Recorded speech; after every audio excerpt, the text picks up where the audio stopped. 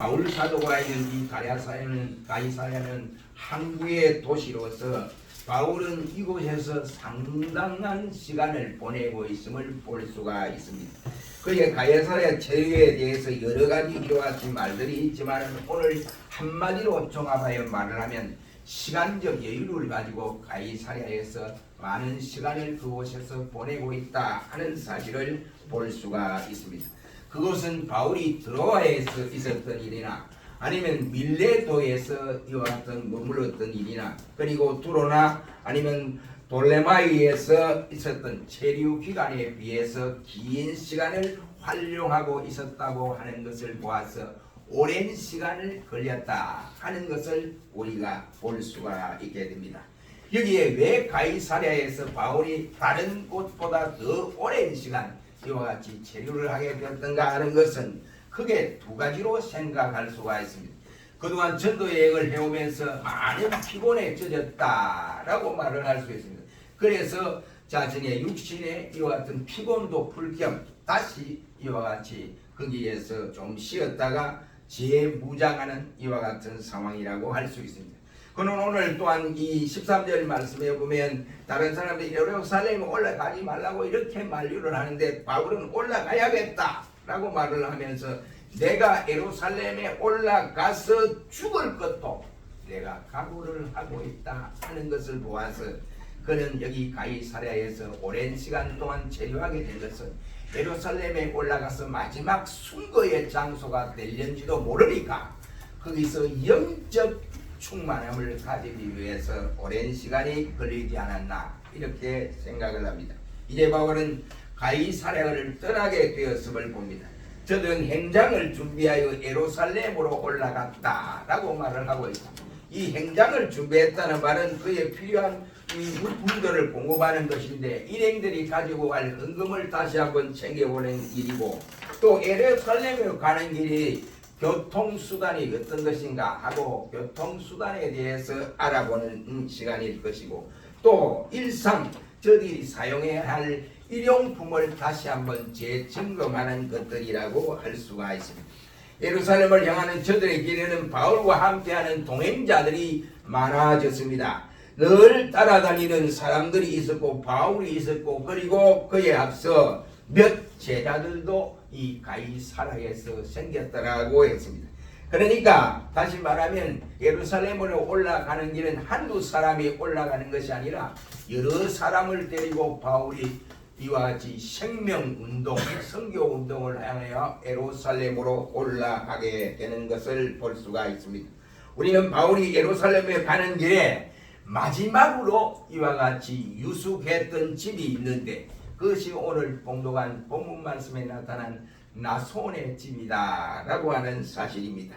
성령께서 당신의 복음 사역에 귀하게 쓰임을 받을 수 있는 이 나손과 나손의 집이 우리 성경에 밝혀진 데 대해서는 오늘 우리에게도 수많은 특별한 교훈을 지녀준다라고 생각이 되어집니다. 오늘은 총회 선교주일로서 쓰임받는 나손처럼 이라는 말씀을 통하여 은혜 받는 시간이 되었으면 합니다. 나손이 어떻게 쓰임을 받냐? 오늘 보면 16절에 말하기를 오랜 제자 구부로 사람 나손이라고 밝혀주고 있습니다. 한마디로 말하면 이 나손은 은혜 체험을 많이 한 사람이다. 은혜의 경험을 많이 가진 사람이다 라고 말을 할 수 있습니다. 그의 이름이 나손이라는 이 뜻은 회상한다 이런 뜻이에요. 옛날 일들을 다시 한번 되돌아보면서 피드백해서 돌아보면서 무엇이 잘못됐는가 무엇이 잘됐는가 이것을 되돌아본다 이러한 뜻의 내용이라고 할 수 있습니다. 그는 구브로 출신입니다. 그렇다면 그는 바나바와 같은 고향의 사람입니다. 배자 사본에 의하면 그 당시 그는 가이사랴와 예루살렘 중간 지점 기치에 집을 짓고 살았기 때문에 바울 사도가 바로 가이사랴에서 올라가서 예루살렘에 올라가서 복음을 전가할 수 있는 준비할 수 있는 좋은 집이라고 생각이 되어집니다. 그는 제자라고 말을 하고 있는데 여기 그 제자가 어떤 제자냐? 오랜 제자라는 말을 표현했습니다. 이 오래됐다 이 말은 시간과 그리고 사건에 의해서 경험이 부족한 사람이 아니라 경험이 여러 가지 경험이 다양하게 풍부한 사람을 일러서 하는 말입니다. 경험이 풍부한 사람, 오랫동안 신앙생활을 하면서 변적이 없이 이와 같이 신앙생활을 했다라고 생각할 수 있습니다. 제자라는 말은 단순히 우리가 불신앙해서 예수를 믿고 예수 그리스도를 믿고 구원받은 성도를 여기 지랑하는 것이 아니라 그보다 더 강력한 이와 같이 예수님을 따르는 일반 신자와 구별되는 내용의 말씀을 일러서 제자라는 말로 표현을 했습니다. 예수님을 따르고 예수님을 배우고 예수님을 받았던 그 교훈을 가르치고 그리고 섬기는 단계에 이른 사람을 일러서 제자라는 말로 표현하고 있습니다. 그렇다면 오랜 제자라는 말은 첫 제자, 처음 제자, 최초의 제자라는 의미로 해석될 수 있습니다. 아마 그는 사도행전 1장 15절 말씀에서 보면 120명의 성도들이 함께 모여서 그때 기도하고 했던 120명의 제자단 속에 한 사람인 것으로 알려져 있습니다. 그는 주님의 생존시의 사람이요 그리고 주님과 행적에 대해서 주님이 늘 행하시는 것을 직접 보고 주님 설교를 직접 들은 사람이고 또 주님에 대해서 너무나 잘 알고 있는 사람입니다. 그는 예루살렘 다락방에서 기도할 때에 120명과 함께 기도의 불을 붙인 가운데에 있었던 사람 중에 한 사람이고 예루살렘 교회에서 저들이 기도하는 가운데 마가의 다락방에서 기도의 체험을 한 사람이고 성령의 불같은 역사가 일어나는 그 현장을 그는 체험했던 사람이라고 할 수 있습니다. 예루살렘 교회의 박해를 직접 목도한 사람이라고 말을 할 수 있습니다. 아마 그의 연령은 오늘 본문 말씀에 몇 살이다 라고 밝혀지지 않았지만 이와 같은 주님 당시의 사람이고 그 많은 경험들을 한 것을 보아서 아마 연령이 대단히 높았던 고령인이 아닌가라고 생각이 되어집니다. 아무튼 그는 중대한 것은 그는 처음 제자로서 처음 받은 은혜를 쏟지 아니하고 변질되지 아니하고 타협하지 아니하고 그대로 가슴 속에 간직을 하고 살아왔던 사람이었다 하는 것이 중요한 일이라고 할 수 있습니다. 그가 예루살렘을 향하는 바울과 그의 일행에 가담한 것은 아마 바울에 대한 소식을 너무나 잘 알았고 그래서 바울이 가이사랴에 온다는 이 말을 듣고 바울을 영접하러 나갔던 사람 중에 한 사람으로 알려져 있습니다. 그러니까 바울과 전에는 만난 것이 없는데 이와 같이 바울이 가이사랴에 오므로 말미암아 이루어졌다 이런 말입니다. 아마 당시에 전도자 빌립이나 예루살렘과 그 지방의 형제들은 나소원을 익히 알고 있습니다. 왜 그런 거 아니? 예루살렘 주님이 계실 때 예루살렘의 박택을 받았던 그 현장에 있었던 사람이고 함께 다락방에서 마가의 다락방에서 함께 기도회 했던 사람이었기 때문에 그렇습니다. 말을 하자면 그는 경험이 대단히 많은 체험이 많은 사람이었다 이런 말입니다. 주님을 경험했고 기도의 체험을 했고 성령의 체험을 했으며 박해의 체험을 했고 승리의 체험을 한 사람 한마디로 말해서 은혜를 많이 받은 사람이다 이런 말이에요.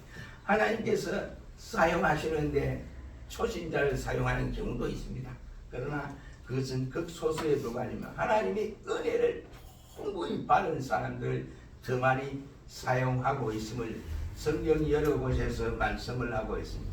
베드로에게 예수님께서 말씀합니다. 야 베드로야 누가 나를 더 많이 사랑하는 줄 아느냐? 그랬더니 베드로가 예수님의 이 사함을 받은 것이 예수님의 그 사함 받은 게 크게 느끼는 사람이 예수님 사랑을 더 많이 하는 사람이고 적게 그 사함을 느끼는 사람이 적게 사랑하는 사람입니다 라고 할 때 예수님이 그렇다라고 말씀을 하셨습니다. 이 세상에도 우리가 삶을 살아가는 데 있어서 보면 경험이 많은 사람들을 우대하는 이와 같은 사회가 복된 사회라고 생각을 합니다. 가르치고 앞선 입장에 서게 되는 것입니다. 정치계의 원로들이나 아니면 경험자들을 통해서 경제계의 원로들이나 교육계의 원로 등등 여러 영역에서 경험이 수단 많은 사람들을 우대하는 사회가 우대하는 나라가 좋은 나라가 아닌가, 점진적인 나라가 아닌가 생각을 합니다. 그것은 바로 경험이 많기 때문에 그러한 것입니다. 오늘날 교회도 똑같은 권리요, 가정에도 똑같은 권리라고 생각합니다. 우리 자녀들보다는 부모들이 많은 경험을 가지고 있잖아요.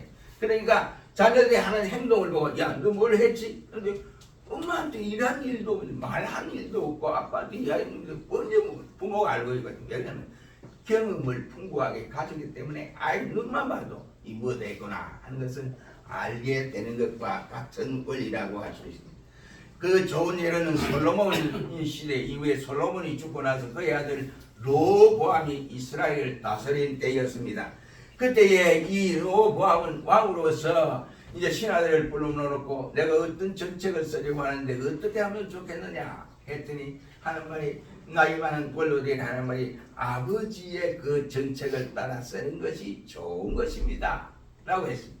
그러자 또 자기와 똑같은 젊은이들 신하들이 하는 말, 에이 그 아버지 시대는 이제 무시대고 또 아버지 시대 그렇게 해가지고 안 됩니다. 요즘은 시대가 없는 시대. 그러니까 요즘은 새로운 것을 가지고 개발해서 우리 시대에 맞도록 해야 됩니다 하고 그리할 때 르호보암은 연세 많은 경험자들의 말을 듣지 아니하고 자기와 똑같은 젊은이들 신하들의 말을 듣고는 나라가 패배하는 어리석음을 당하고 말았습니다.